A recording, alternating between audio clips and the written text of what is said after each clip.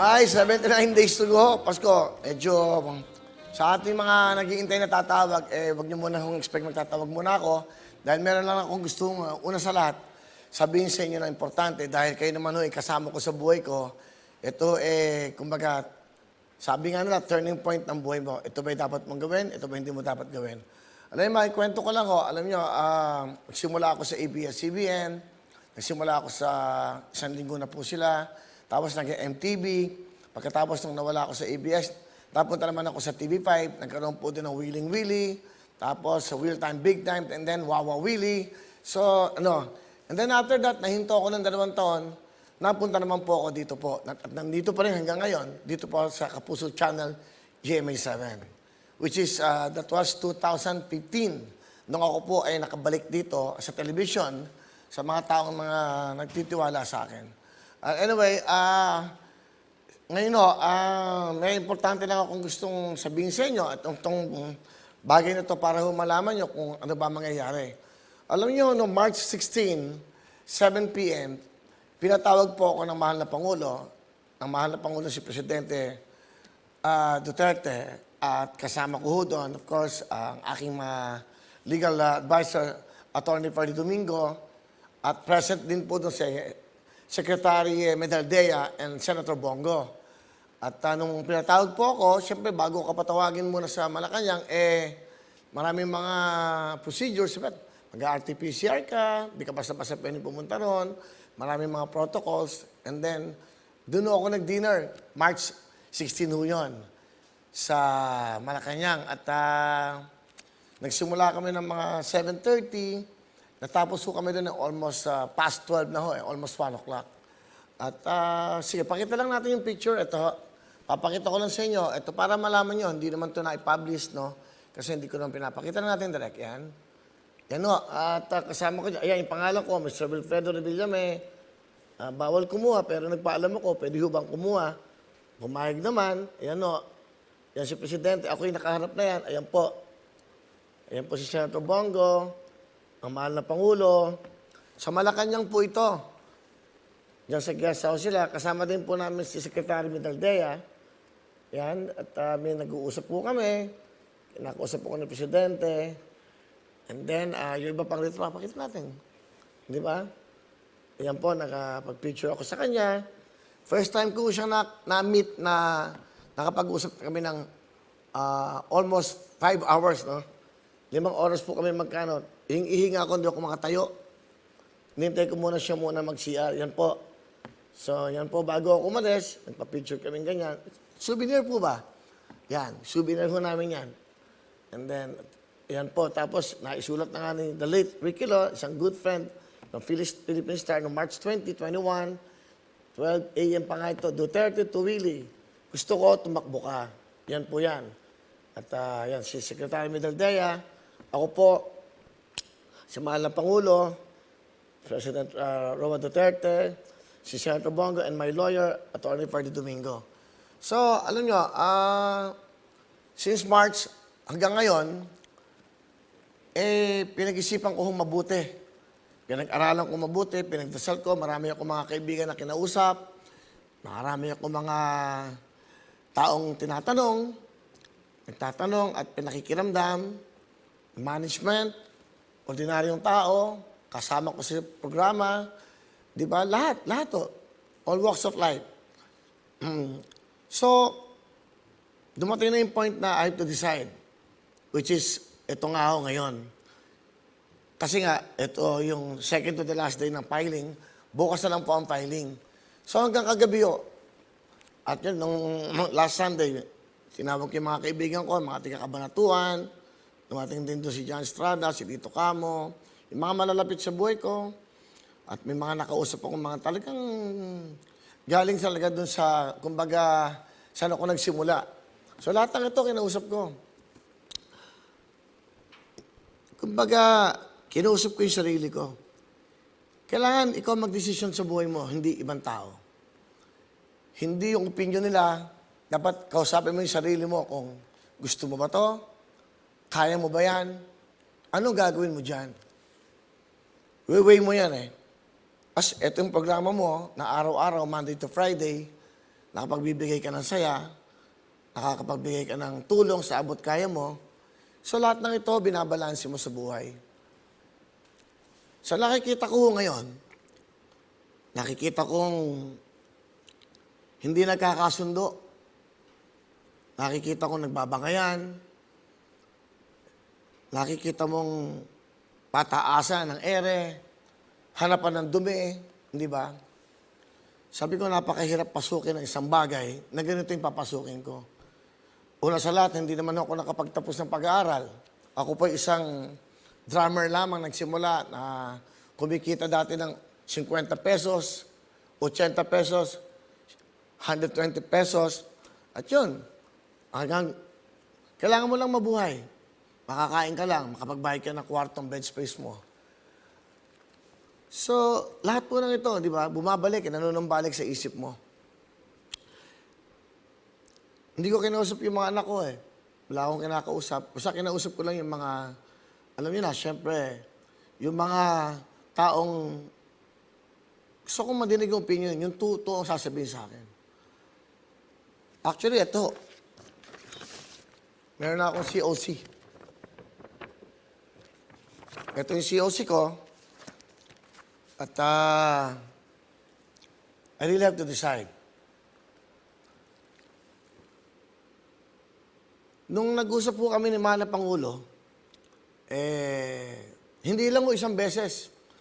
There was a time, nasa Clark ako, nakadinner ko si Secretary Bernard Romulo, at nakausap niya si Presidente, tinawagin, nagkausap din kami ni Presidente doon, sinasabi niya, gusto ko, tumakbo ka, ikaw yung #1 sa listahan ko, para makatulong ka, alam ko hindi ka magkukurap, alam ko tutulungan mo yung ating bansa, ating mga kababayan. Every time na nag-uusap kami ni Presidente, isang personal, 3 beses sa telepono. Up to the last time, last week ko, kinausap na naman niya ako. Nag-usap kami sa telepono through Senator Bongo. Actually, may video tayo, no? Panoodin lang natin itong video na madaling araw ho, nagising ako, sinend sa akin ito ni Senator Bongo. Kasi parang nagte-text sa akin, maaga ako matulog, 9:30, 10 o'clock, may nakakatulog na ako. And then, eto, panoodin lang natin yung video na to. Willie, si Mayor to. Kumusta ka? Matagal na tayo hindi nakita. Pero paragi itang nalaala. Dahil gusto ko sanang maging senador ka. Sabi ni Bong, medyo nagdadalawang isip. Pero ganun pa man, open yung slot mo until the last minute kung ayaw mo na. Talaga. Pwede na tayong mag-usap ulit. Sana in the meantime, more success sa programa mo sa mga tao. At believe ako sa appeal mo sa masa. Mabuhay ka. Yan po, si Mahal na Pangulong Duterte. Madaling araw po yan, sinend sa akin ni Senator Bongo. Kaninang maga, kausap ko na naman si Senator Bongo. Medyo matagal kami nag-usap. Pinapatanong nga daw ng Mahal na Pangulo ko ng desisyon ko. In fairness po kay Senator Bongo, kay Secretary Medaldea at sa Mahal na Pangulo, hindi po nila ako pinipilit. Ang lagi nila sinasabi, tingin namin makakatulong ka. Tingin namin hindi ka gagawa ng masama. Ang tingin namin, hindi ka magkukurap. Hanggang kanina hong umaga, talagang hati ka eh. Gusto ko ba to? Hindi ba?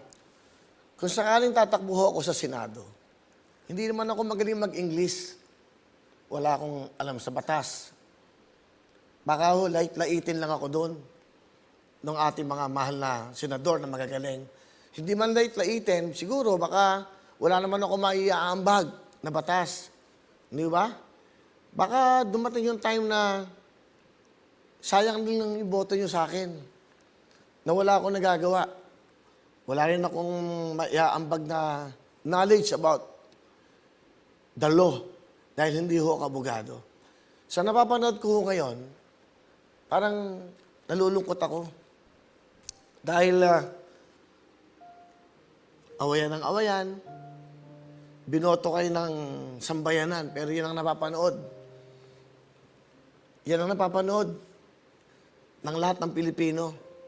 Hindi ba nakakalungkot na isa kang senador, nakikipag-away ka, isa kang presidente, may kaaway ka. Hindi ba? Pero bago kayo manumpa, maglilingkod kami sa bayan. Maglilingkod kami sa bawat Pilipino. Ako, isa sa mga taxpayer na mataas ang binabayad kong tax sa ngayon. Kung malalaman nyo lang, nasasaktan ako dahil bumoto ho ako sa mga taong ito, tapos yan ang nakikita ko. Paano na yung mga bata? Paano na ang kinabukasan natin? Kung yan ang nakikita natin lagi, pagalingan, pataasan ng ere, samantalang ang daming hirap na hirap natin mga kababayan. Ang daming kawawa, ang daming walang makain, ang daming may sakit, ang daming namamatay. Natatakot kayong lumabas? Bakit? Dahil ayaw nyo magkasakit? Samantalang yung mga taong nasa labas, kailangan lang nun makabili ng bigas at ulam para makakain ang kanilang pamilya. Tapos na makikita pa namin sa telebisyon, sa news, puro away nyo. Nakakalungkot po. Isa ho yan sa mga dahilan pa. Papasukin ko ba to?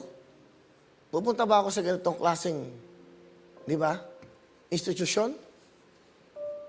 Sa estudyong ito, wala akong inaapi.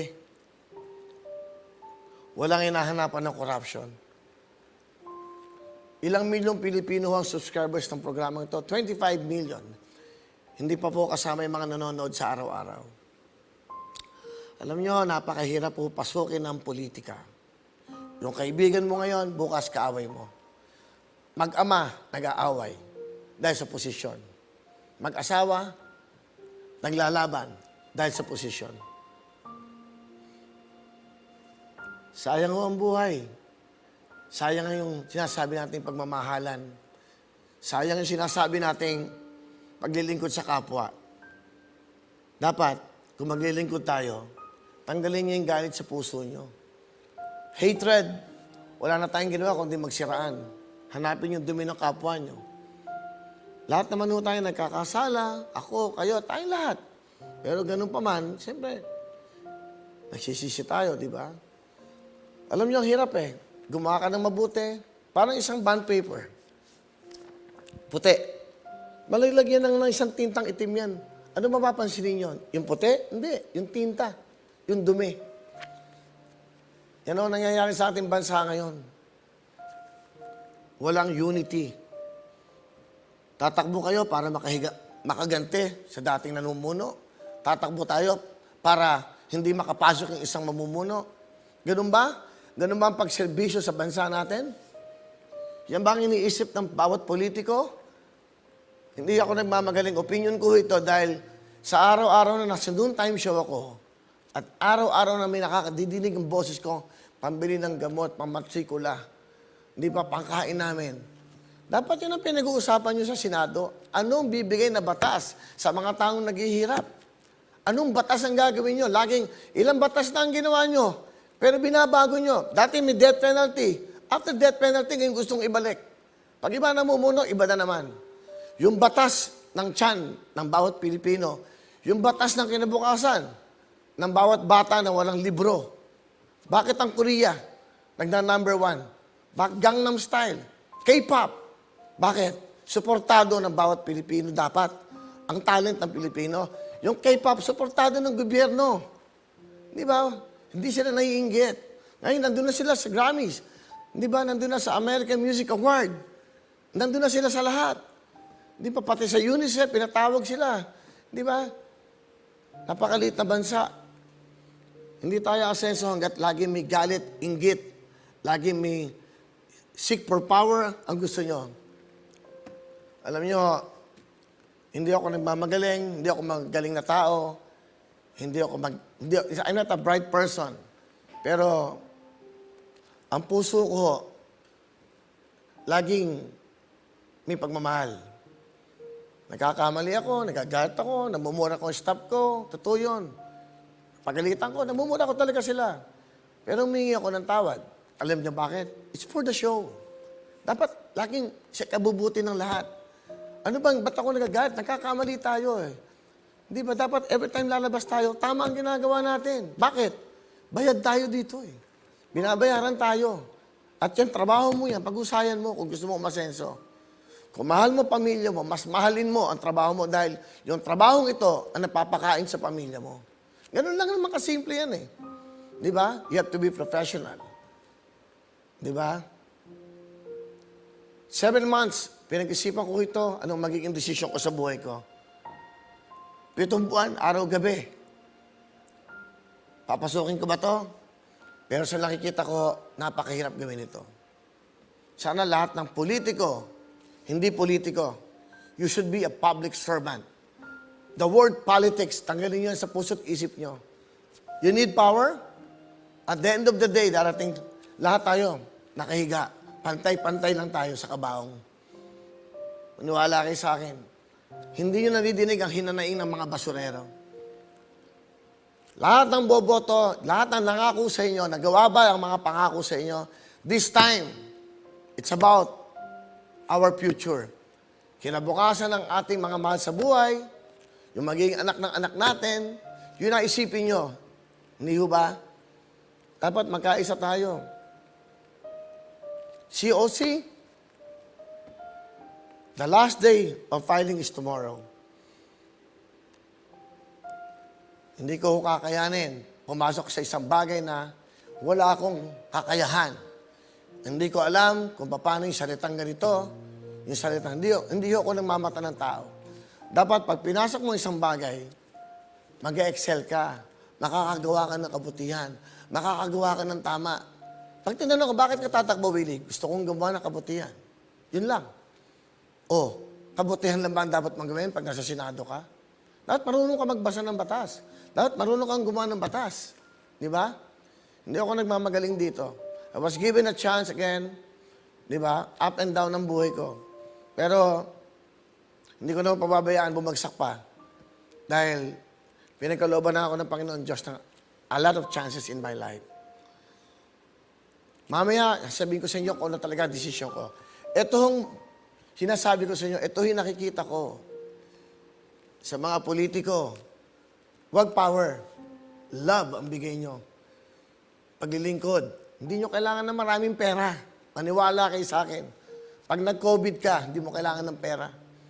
Kailangan mo dasal ang kapwa mo. Tulong. Di ba? Sa lahat ng mga frontliners, doktor, health workers, lahat. Saludo ako sa inyo. Sobrang gagaling nyo. Sobra. Maikwento ko lang bago ako makipag-meeting kay Presidente, I've talked to my lawyers, sa sarili ko, tinawagan ko si Secretary Harry Roque, Senator Bongo, Secretary Medaldea. Sabi ko, okay lang po bang magbigay ako ng cheque sa Presidente? And that was the time na talagang, sabi ko, aanin ko tong perang to. Pinagkalooban na ako ng Diyos from ABS, TV5, hanggang ngayon nandito ako. Kung ano man meron ako, pwede kong i-share dahil ang daming namamatay, ang daming nahihirapan. Sabi ko kay Senator Bongo, Senator, meron akong check in 50 million. Kahit 100 million, ipagkakaloob ko kay Presidente. Sa kanya lang ako nagtitiwala at pwede naman niyang ibigay sa DSWD. Sabi nila, hindi magandang tignan, which is naintindihan ko. Hindi magandang tignan kasi pangit tumanggap ang Presidente. Pero yun yung nararamdaman ko dun 50 million, 100 million, hindi ito pag-aangat ng sarili ko. Totoo po yan, alam yan ng Senator Bongo. That was last year. Nung nagkakaroon tayo ng lockdown. Sabi ko, aanuhin ko yung naka-time deposit na pera, aanuhin ko yan. Ang dami nangangailangan. Pero hindi naman nila tinanggihan. Sabi lang hindi magandang tignan. Kaya ang ginawa ko, nagbigay po ako sa jeepney drivers, pumunta ako sa lahat ng mga binagyo. Yung worth ho nun, 50 million, na ipamigay ko ho yun sa sarili kong desisyon. Kaya saludo rin po ako kay Senator Bongo, sa Malacanang, kay Presidente, dahil hindi sila tumanggap. Hindi ba dapat tatanggapin na pero hindi sila tumanggap. Ang sabi ng Senator Bongo, ikaw na lang gumawa ng paraan, itulong mo na lang sa mga kababayan natin. Dumating yung time na humingi ng tulong yung mga jeepney drivers, na bagyo, lahat. Kaya yun lang ako. Kaya ako sinasabi sa inyo ito, hindi ako nagbubuhat ng bangko dahil wala akong ambisyon na anumang posisyon sa gobyerno. Diyan lang ho kayo. Babalik po ang programang Wawawin para sa inyo. We will be back.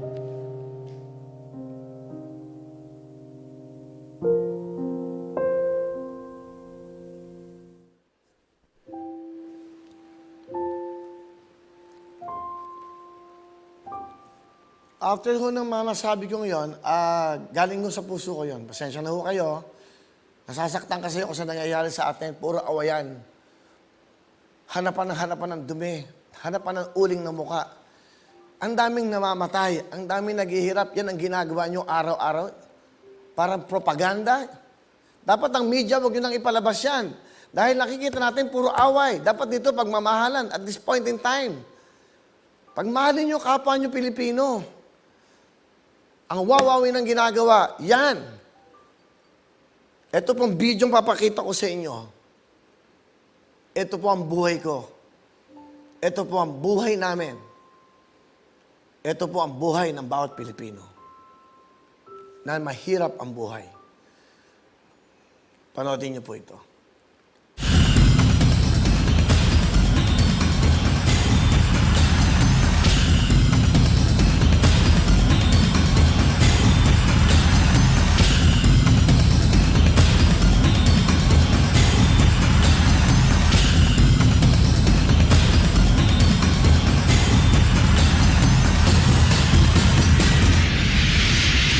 6 years na kitang kilala at 6 years ago nag-meet tayo at nag-umpisa ang ating pagmamahalan. And hopefully, mas matagal pa tayo magiging magkasama. I love you well. I'd like you to continue to love and support your audience who have been so loyal to you for the past years, and as well as the crew and support who have been there all throughout your career, that they continue to be supportive of you, and hopefully you do the same, that you support them all the way. Bilib na bilib ako sa iyo because you're not only a creative genius, but you also have a very strong work ethic. Pero pinakabilib ako sa iyo dahil mapagmahal ka at mapagbigay lalo na sa mga nangangailangan. Maraming nagsasabi na they're proud to be a kapuso, but in your case, we're proud that you're a kapuso. Ang programa ni Willie na Wawawin sa Channel 7 ay nananatiling number 1. Dahil hindi lamang na magaling siyang TV host, kung hindi ang kanyang programa ay nakakatulong sa mga nangangailangan. Our partnership is growing stronger. God bless you.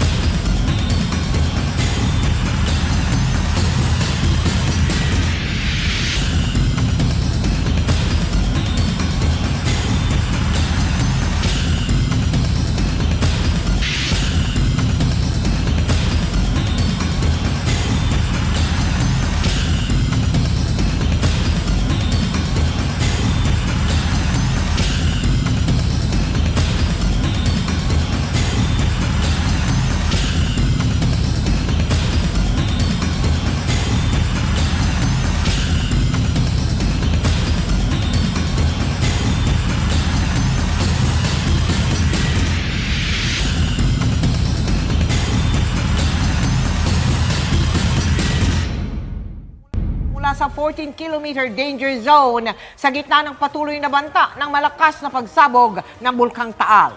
Napaka-special po ng araw to dahil gusto ko lang pambatiin ang sarili ko ng isang malagayang kaarawan, really. Itong special na araw na to, hindi po ako magsasaya. Yung pong mga nangangailangan ng kasiyahan. Malasakit, pag-asa, at pagmamahal.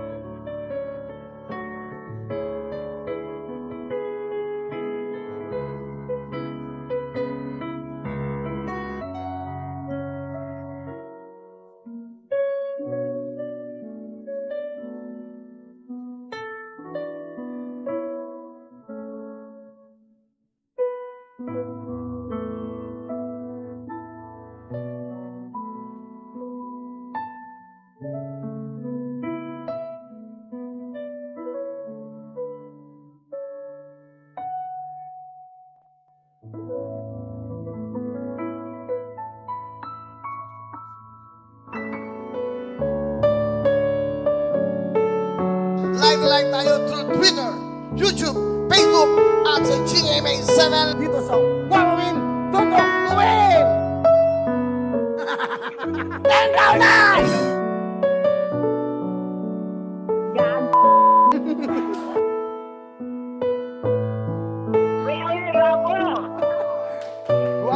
Guwapo ka rin! Dahil dyan, dahil sinabi mong guwapo ako, 10,000!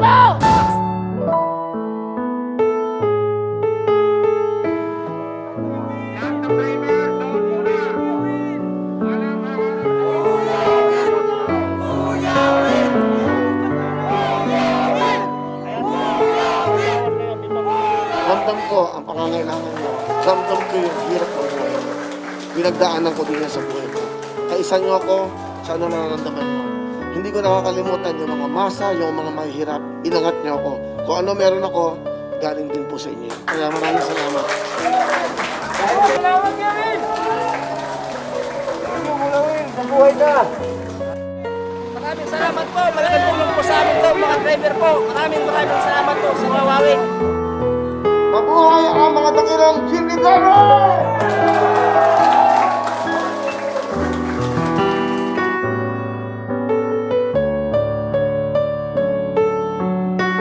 Kuya Billy, nakikiusap ako sa inyo.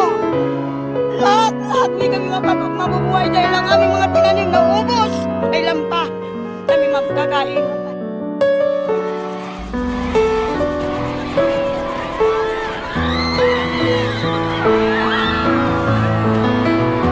Nagtutog ang puso ko sa mga nakikita kong tahanan nyo.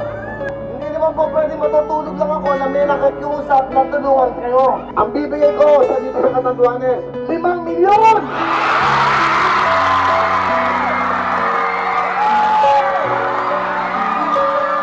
Kayo, mahalaga para sa programang yun. Maraming salamat.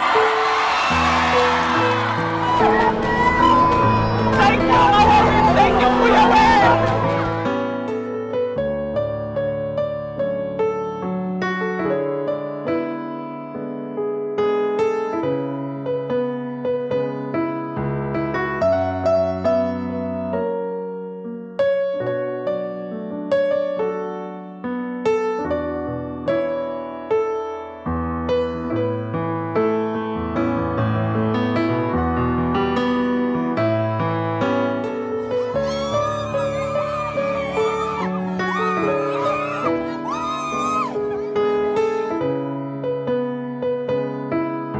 Pagbibigay, pagmamahal sa ating mga kababayan, kasiyahan at sa konting tulong na abot kayo namin.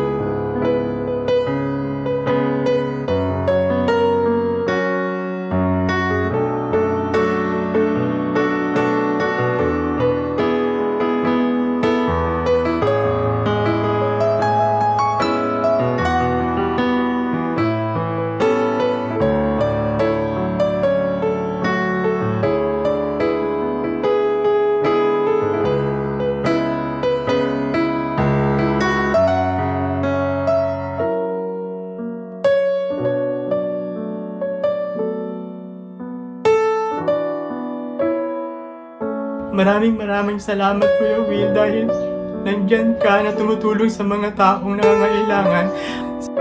Ngayon po, nandito kami sa libingan ng patay.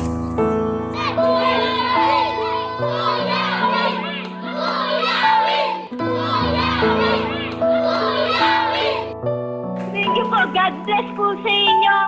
Sa programa niyo po. Maraming salamat po. Pagpalain pa po kayo ng Diyos sa kabutihan po na ginagawa niyo po sa maraming tao. Lalo na po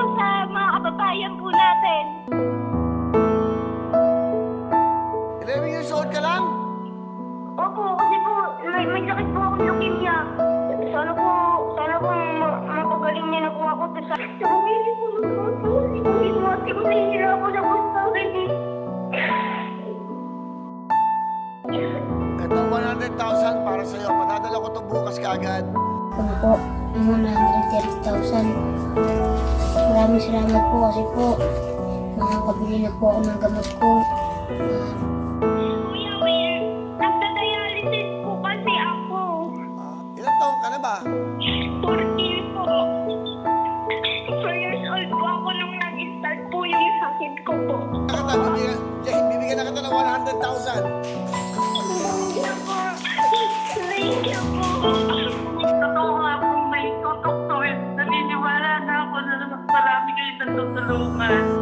Hindi ko talaga kuya Will, kayo lalaki sa amin, mahihirap. Yung maraming salamat po, Will. Naging instrumento po kayo ng Panginoon.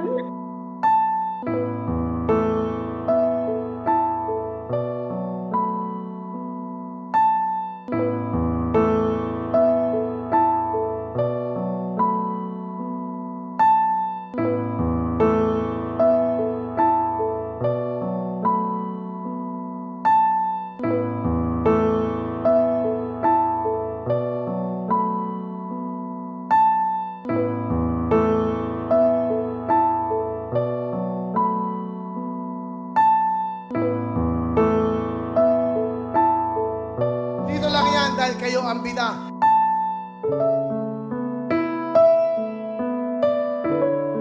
Ito ang programa ng Bawat Pilipino.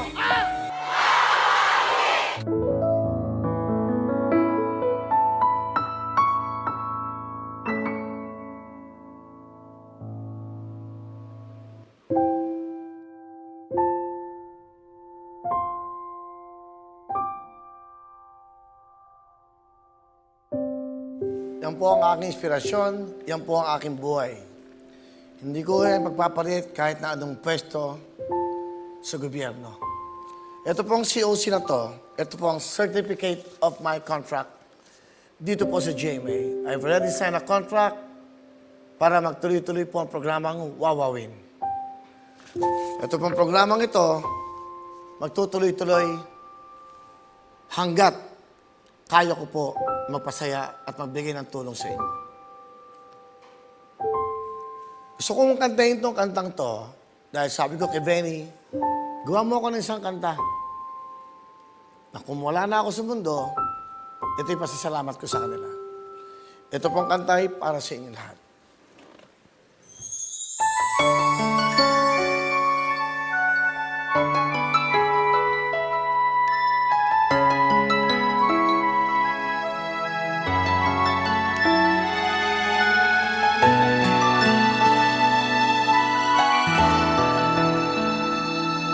Sana'y malaman nyo mula sa puso ko, kayo ang buhay at pag-ibig ko.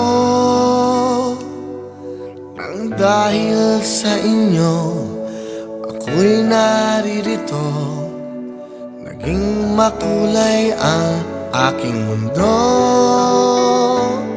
Sa pagising ko'y kayo ang hinahanap ko, ganyan ang pagmamahal na inaalay ko. Di ko kayang mawalay minsan sa piling nyo, kayo ay mahal ko. Sa araw-araw ay kayo ang iniisip ko, puso'y nananabik na laging makapiling ko. Salamat sa lahat, salamat sa inyo.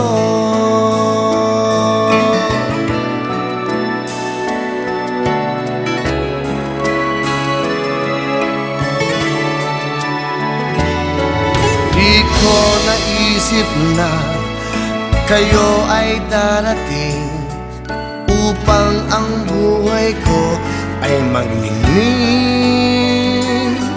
Kahit kailan pa man ako'y naririto, ang puso ay bukas para sa inyo. Sa pagising ko'y kayo ang hinahanap ko. Ganyan ang pagmamahal na inaalay ko. Di ko kayang mawalay minsan sa piling nyo.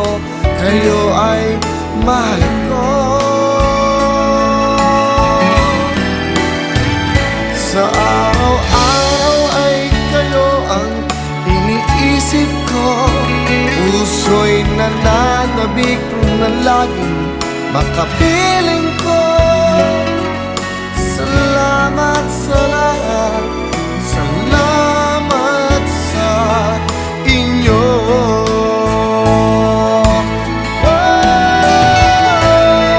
Sa pagising ko'y kayo ang hinahanap ko. Ganyan ang pagmamahal na inaalay ko. Di ko kayang mawalay minsan sa piling nyo. Kayo ay mahal ko. Sa araw-araw ay kayo ang iniisip ko. Puso'y nananabik na laging makapiling ko. Salamat sa lahat, salamat sa inyo.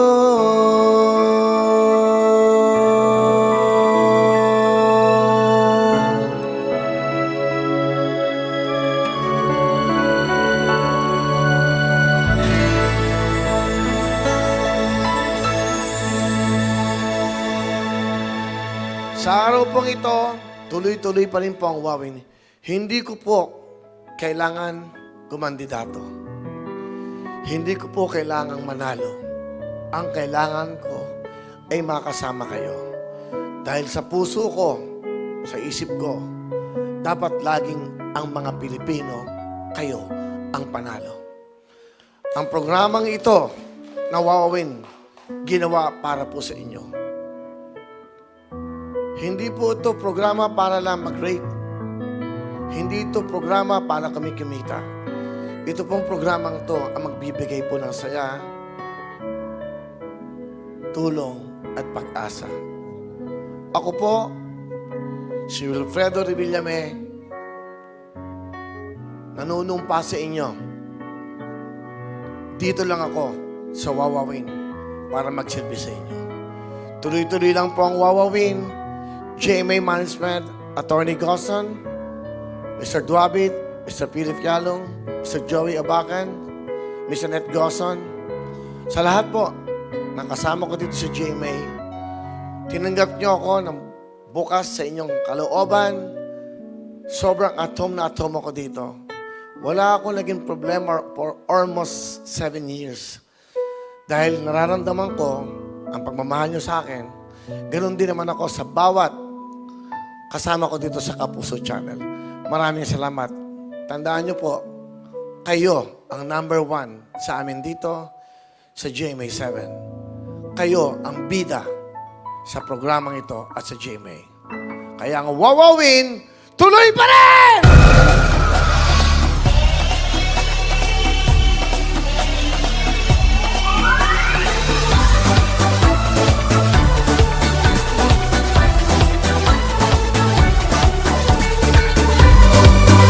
Luzon, Visayas, Mindanao!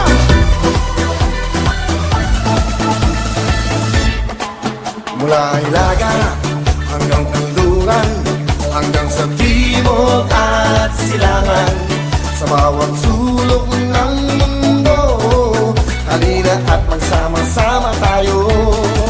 Sa kasiyahan at papremyo, siguradong wala kang talo. Hangat namin lang kayo'y manahalo, para mabago namin ang buhay nyo. Buhay nyo. Wawawin ang lahat sa aming pagbibigay, ang saya at pag-asa ng iyong hinihintay. Wawawin ang lahat, ito'y wala lang papantay. Wawawin, wawawin. Kaibigan o kapatiran, Tayo ang tunay na kapuso, ang programang tutulong sa bayan. Kahit nasaan dako ka man, ano man ang kulay, ano man ang lahi, dito sa amin kayo'y ngingiti. Saya'y walang humpay palagi, dahil dito kayo ang bida lagi. Wawawin ang lahat sa aming pagbibigay ng saya at pag-asa ng iyong hinihintay. Wawawin ang lahat, dito'y wala nang papantay. Wawawin, wawawin, wawawin ang lahat mula noon hanggang ngayon.